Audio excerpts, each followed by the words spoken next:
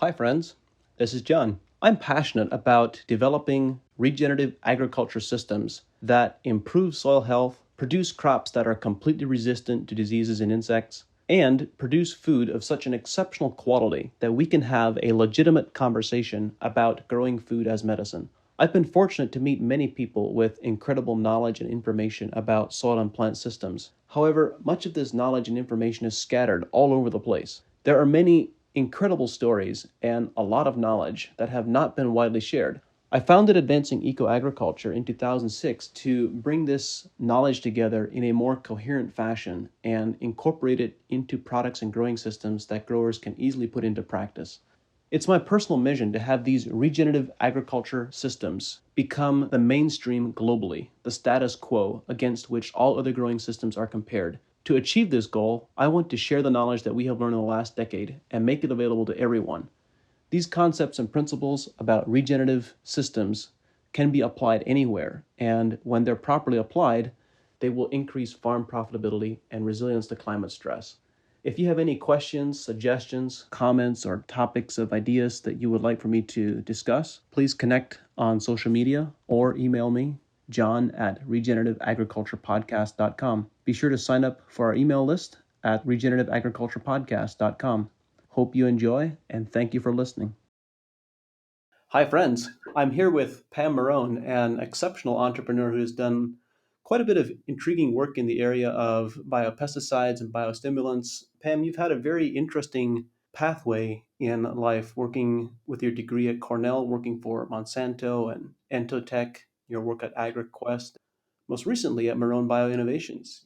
You've had a fascinating pathway. I've found it very intriguing. Can you tell us a little bit about the journey that you've been on and what has brought you to the point that you are today and the things that you're working on? Sure.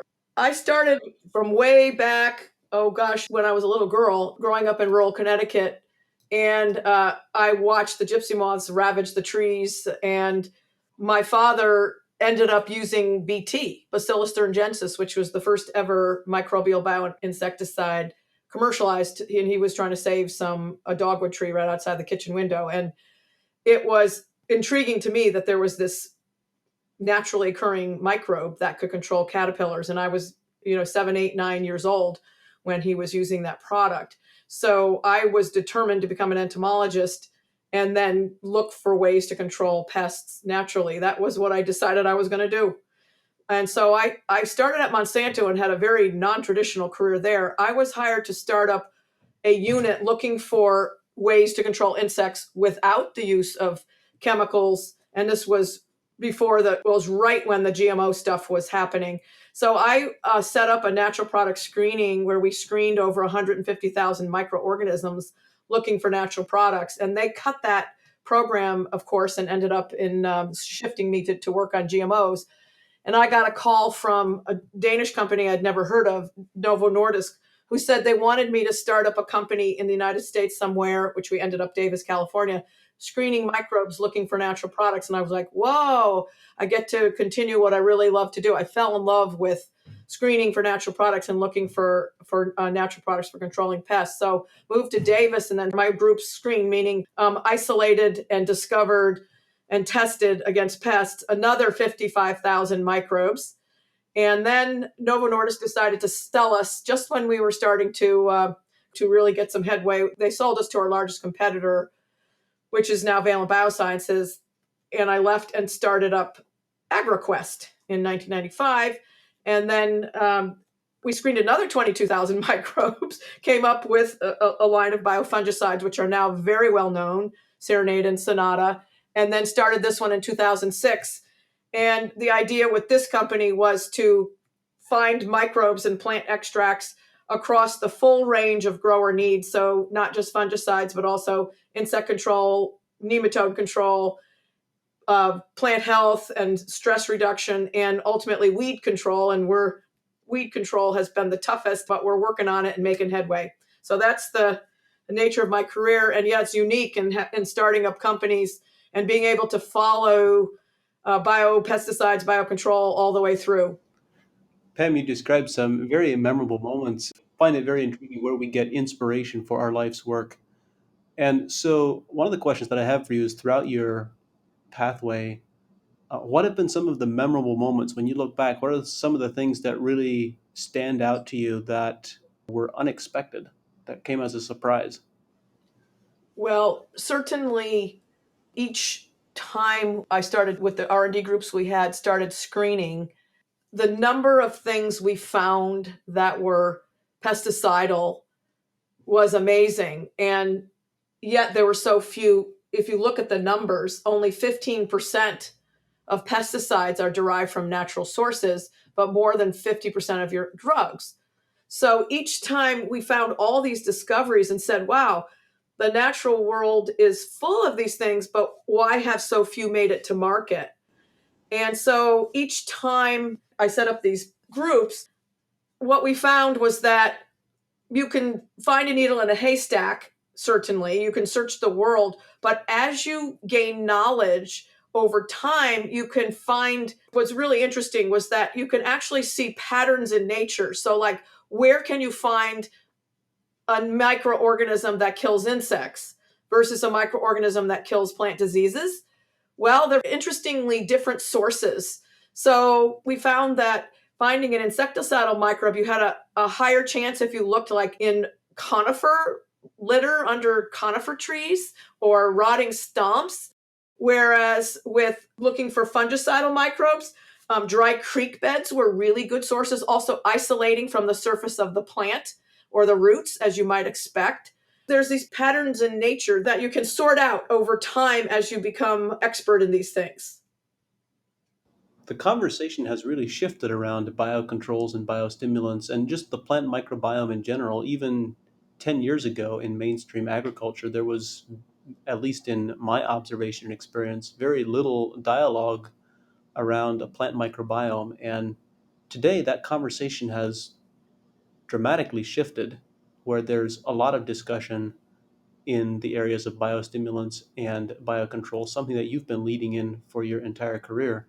Yeah, it's remarkable that there's been a shift now, and it's very exciting to see because the basis for organic farming, as you know, is a healthy soil equals a healthy plant. So organic farmers have had the focus on microbial biodiversity in the soil and healthy soil for a long time, but now there's healthy soil initiatives for conventional farmers, which is great to see because then that leads to a healthier plant if you have a healthier soil, regardless of whether you're organic or conventional. And so yes, I was way ahead of my time, but now it's interesting to see that this is becoming mainstream. I was just at a Rockefeller funded and OECD funded think tank in Italy 2 weeks ago.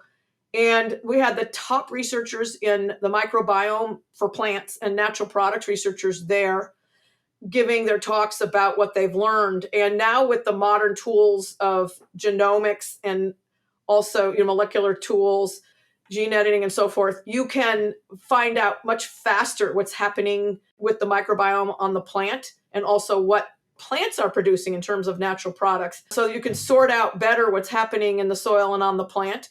It's not easy because there was one researcher who's found that the microbiome on the roots changed depending on whether the land, it was wheat, was irrigated or not.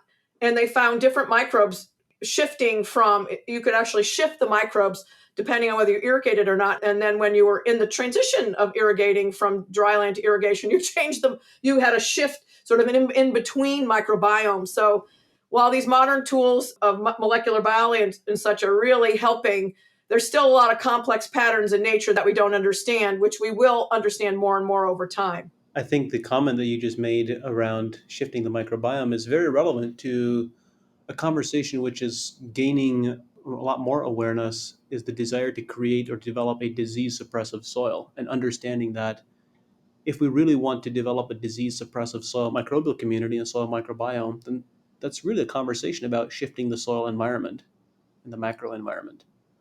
It is, and this researcher, her name is Linda Tomashow, and she's a USDA researcher in Pullman, Washington.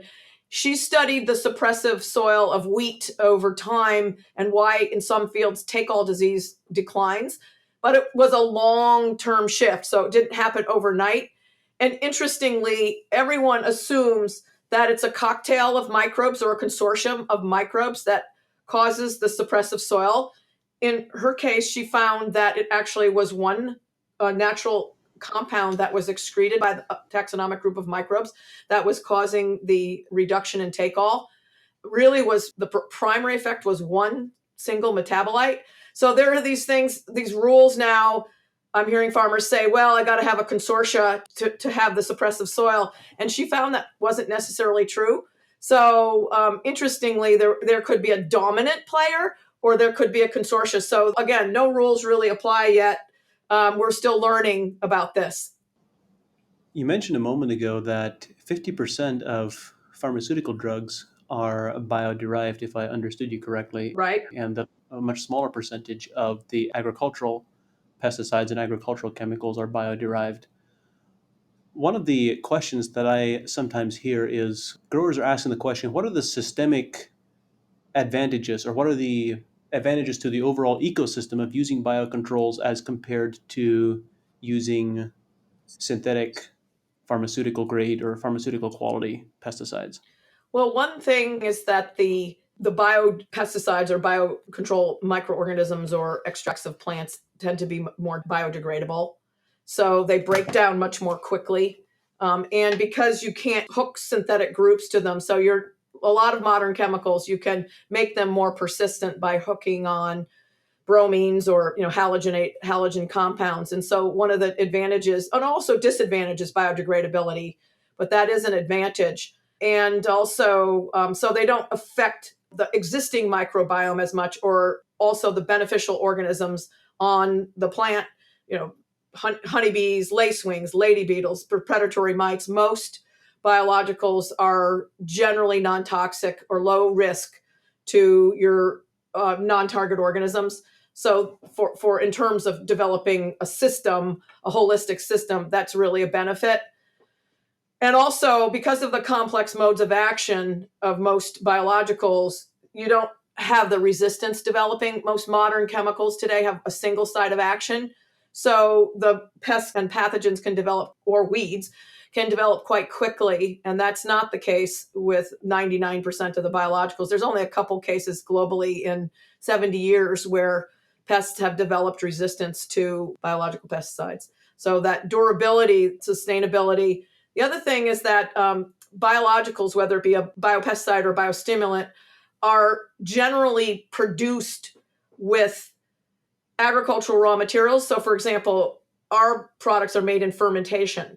So we put soy flour in the media, and when we make the microbe and other natural raw materials. And then our waste is also all biodegradable natural waste product from the agricultural raw materials. So the whole process of making the product is, I would say, sustainable in terms of the definition because of its ingredients and biodegradability.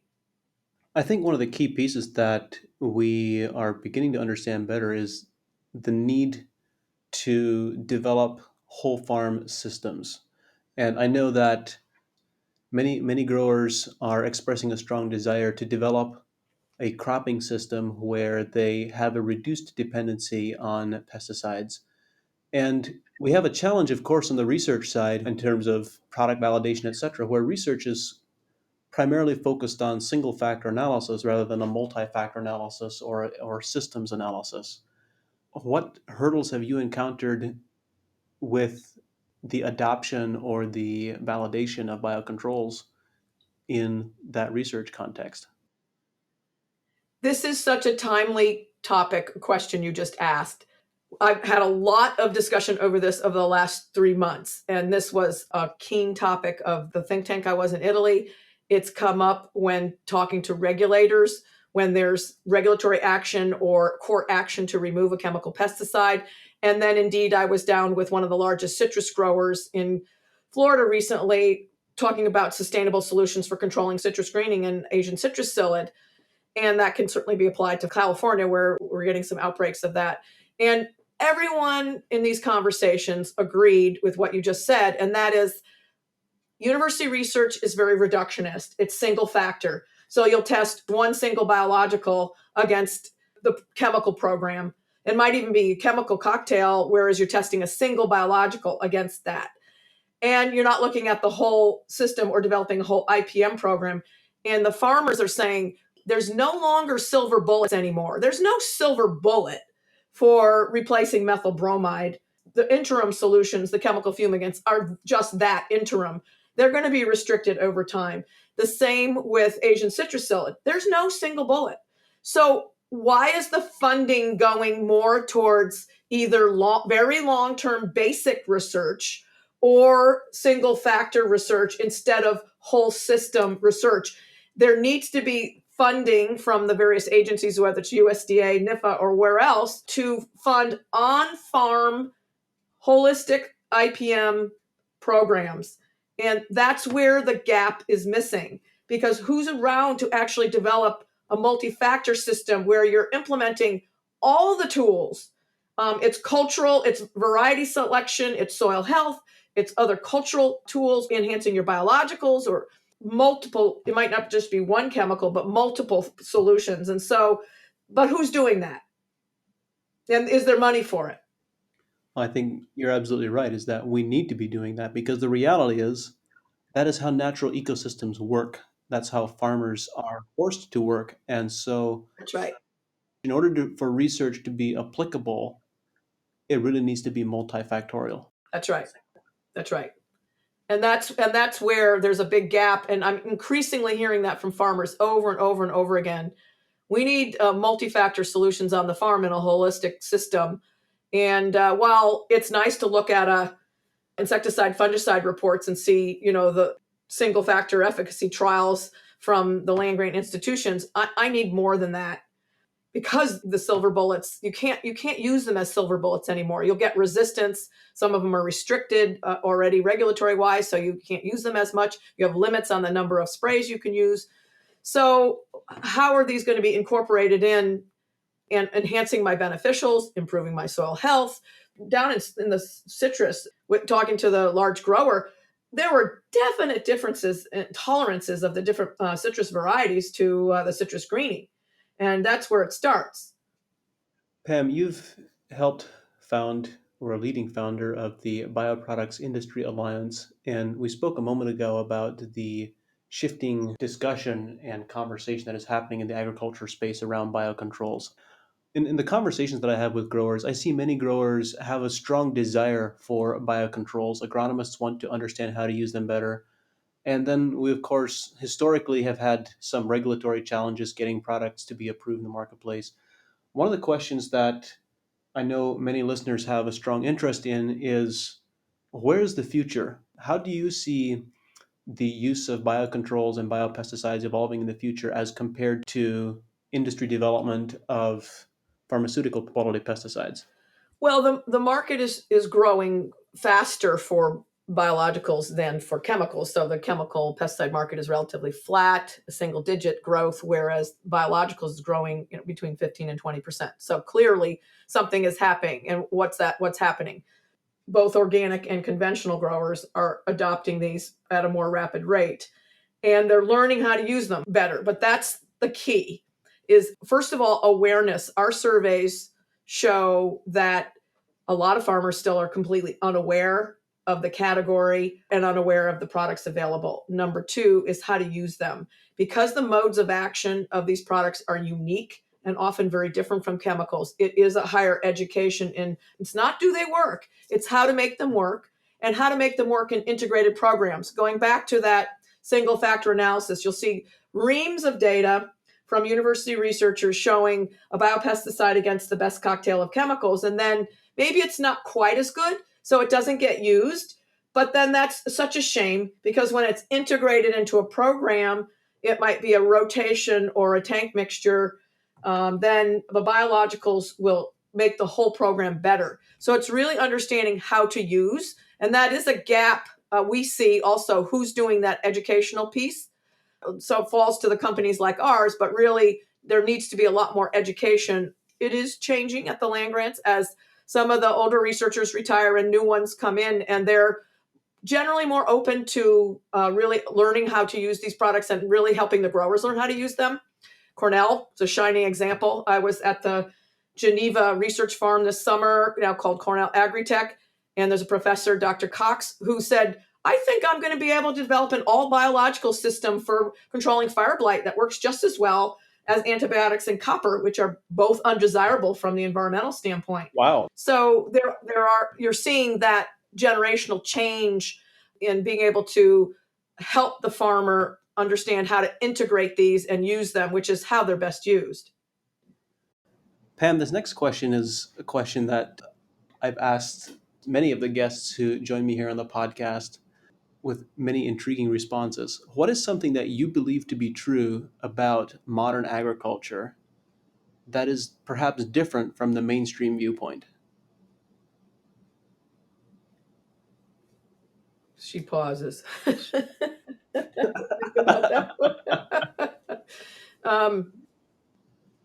Well, there may be a belief that you always will need to use chemicals in every case. And ultimately, the way you look at agriculture today is dominated by chemicals, and then you dial in biologicals only when needed. Okay. What you can see in the future is that you rely on this holistic system we're talking about, integrating all the cultural tools, a true IPM.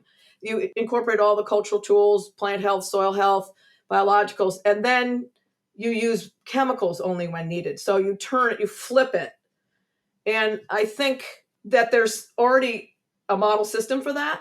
So when azonphosmethyl glutathione was banned, restricted for controlling codling moth in apples, pears, and nuts on the West Coast here, it created a crisis, and a consortium of growers and University of California formed the Randall Island Project, and they were determined to find alternate way to control codling moth, and there weren't any chemicals coming along at the time. So they relied on pheromones and ended up in a wide area pheromone program, developing pheromones as the basis for controlling codling moth, and then you only dialed in chemicals when needed. So there's a perfect example of when you have public-private partnership, you can develop a system, a sustainable system where it's robust, sustainably, long-lasting, and economically viable for the growers. There are many other examples where that could be done. And so we are shifting to a more ecologically based program over time. Pam, in the work that you have done, working with ecosystems, developing these biocontrol products over the last number of decades, what has been something that came as a pleasant surprise? What was unexpected? The amazing diversity of things. You could find a solution to any problem in nature. So if you want to control a pest, you can find a natural solution to control that pest if you look enough and know where to look. So we actually did that here at Marrone Bio. So we heard over and over and over again that the pathogens, plant disease causing pathogens, were constantly developing resistance to various downy mildews. And the growers said both the chemical and biological solutions for downy mildews, like lettuce downy mildew, grape downy mildew, were just not good enough. And they needed more tools. So we went and said, okay, we're going to find a solution specifically to oomycetes or the downy mildews. And we screened 16,000 microbes looking for a solution. And lo and behold, we had some candidates and we commercialized one. So there's just an example of where, and we've done that multiple times. We did the same with, we're going to look for a solution for controlling, this nematode. And so that can continue because of the amazing diversity of microorganisms, and also not just the microorganism itself, but the byproducts of the microorganisms. So the microorganisms produce compounds that control pests and plant pathogens and even weeds. And the diversity of, just like penicillin comes from a mold, the diversity of those compounds is also in many ways just amazing. And I don't know if it was unexpected, but it is amazing. We keep finding novel compounds that are new and never known and never not discovered before. Same, we found several new species of bacteria. And so I think there's just so much more out there. We're just in the very early stages of harnessing the natural world out there, both the plant natural products, microorganisms, and the compounds they produce. I find that perspective to be so intriguing. There's so much that we still don't know, and yet we also have learned a lot. So there's obviously tremendous value and a lot of benefit in developing products such as you have been developing with various companies that growers can use. But there is also, I think we also have to ask the question, how much of these various microbes and the beneficial value they bring can we tap into simply by managing ecosystems? Yep. Can we produce those same benefits and those same effects by managing our ecosystems rather than focusing on a single product? What are your thoughts? I do think that's the basis for a whole crop production system. That's where we ultimately will get to. And that is the basis for organic agriculture. As you know, organic farmers use a lot fewer inputs. And why? They have a healthier ecosystem, more biodiversity, so the pests and diseases don't outbreak as much. But occasionally you're going to need some, so they do use tools. But ultimately, yes, as you enhance the soil, enhance the microbiome, and understand what's going on, interactions with weather and soil type and crop variety, and it is complex. Ultimately, you can develop, like I said before, a whole base of your system is ecologically based, and then you only add inputs when you need them. And organic farmers, that's the whole basis of organic farming philosophy. Sometimes not always practiced that way, but anyway, that is. And certainly conventional farmers are moving in that direction. Pam, what is something that you wish all farmers knew? What do I wish all farmers knew? I'm going to be very selfish in that one. There's a lingering perception that biologicals are weaker than chemicals in performance.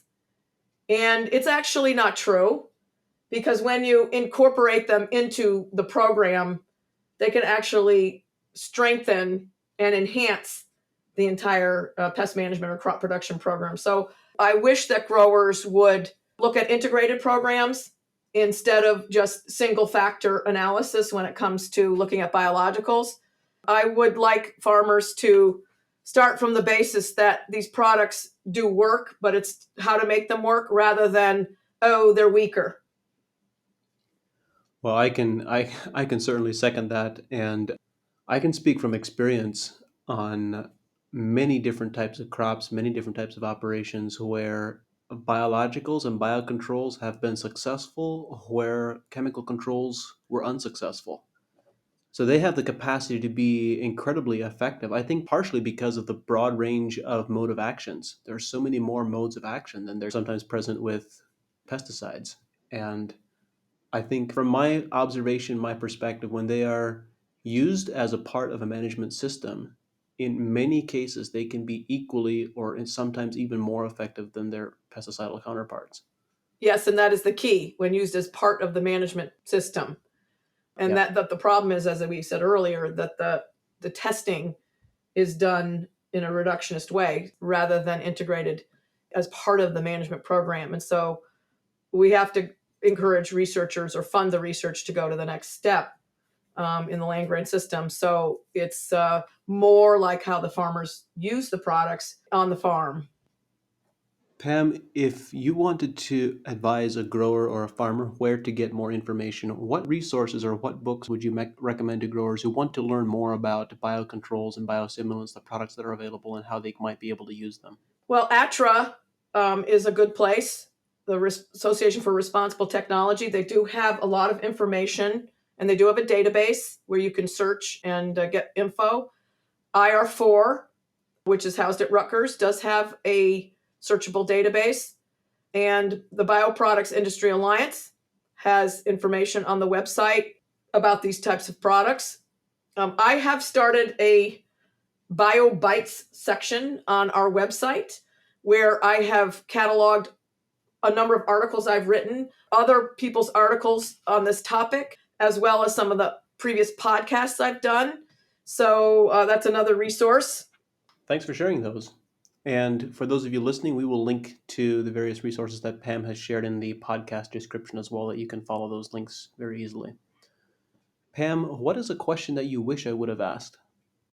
Well, we didn't talk about some of the other benefits of biological programs. We focused on the ecologically based part of it and whole systems approach, but there are other factors that can really be benefits. So, for example, in tight times of immigrant farm labor, where some farmers I know are having a tough time getting workers, you want to manage your labor better. And so you can spray in the morning and be back in the field with the biological products because of their safety level. So that's a real benefit. And then when a lot of farmers export, and they export to foreign markets, and a lot of these foreign markets are not accepting the US levels of pesticide residues and going beyond the US levels, and so have either none or lower levels. So biologicals you can spray in right at the end of the season and you don't leave any residues. The other thing I'll mention is that what we're seeing is that there's new technology in terms of sensors, software, robotics, drones, all kinds of technology, hardware and software, digital ag, that's being applied to crop production and pest management, so that there's going to be leaps and bounds made in understanding the microbiome and soil health and plant health. But at the same time, there's going to be better ways to track pest populations through remote sensing, making it more efficient to be able to learn how to integrate biologicals and predict when you have to spray or not. So, modeling when a disease comes in or when a pest comes in. So, for example, I know that there's some postdoc at UC Davis who was modeling the movement of ligas from major crops. So when they cut alfalfa, that certainly makes sense that when the alfalfa is cut, the ligas bugs don't have any place to go. So they then move into a crop nearby, and then they devastate, whether it's strawberries or peppers or what have you. So there's going to be a lot more things happening where growers are going to be able to have a lot more tools to be able to predict pest populations and what's actually happening on the farm. So you'll be able to have little video systems to watch the insect, the aphids right out in the farm, and digital imaging where after a certain crop production method, you'll be able to see whether what you're doing is enhancing you don't have to wait for the whole season and then measure yield. You'll be able to see it through imaging much sooner. There's a company called Ag Shift that is using artificial intelligence to develop an iPhone app where you can just snap a photo of your crop, the actual fruit or nut, and then it will tell you the quality of that right on the fly instead of having to bring it back to the lab and count the number and measure them and weigh them. So it's just at the very early stages of the marriage of biology and other technology. So it's a very exciting time to be in agriculture and a really great time to be a farmer, I think, and a great time to be an entrepreneur. So if you're a young person coming out of school and you're wondering what to do, there's more opportunities to actually solve problems by starting up a company and being an entrepreneur than ever before. I completely agree with that. It is a very exciting time to be in agriculture. There is a rapidly growing understanding of all of the ecosystem interactions. We are able to make correlations and links that we haven't been able to before. I know that one of the pieces I find personally very fulfilling is being able to predict disease and insect susceptibility based on a plant's nutritional profile, which is something that we've been working with. And so completely agree. Very exciting technology that is emerging on many different fronts. And I believe that agriculture and food and crop production is going to look fundamentally different in 15 years from now. To a point that you made earlier, I agree that nutritional solutions and biocontrols, biostimulants will be the first tools of choice, and pesticides and synthetic fertilizers will be applied on an as needed, where needed basis. And we'll have the tools to be able to manage and measure that very accurately and very well in the future. Yep, I think that's where we're going. And it's my dream of seeing ecologically based agriculture be the dominant way we farm. It's exciting. I wish I were younger. I could start up 3 more companies because I think it will take about 15 years, but that's the exciting future we see. Very good times. Pam, thank you very much for joining us and for sharing your thoughts with our growers and our audience, and we look forward to speaking with you again soon. Thank you, John. This podcast was brought to you by a great company that I work for, AEA, Advancing Eco Agriculture, the leader in regenerative agriculture since 2006. At AEA, we believe in challenging the status quo to find more profitable and regenerative ways to grow crops. We believe that healthy plants are resistant to pests and disease, and that to grow healthy plants, we must first think differently about agriculture, about empowering life instead of suppressing life, about regeneration versus degeneration. To achieve this, we formulate and sell products that help growers produce higher quality yield and make more money with less risk. Thank you for listening.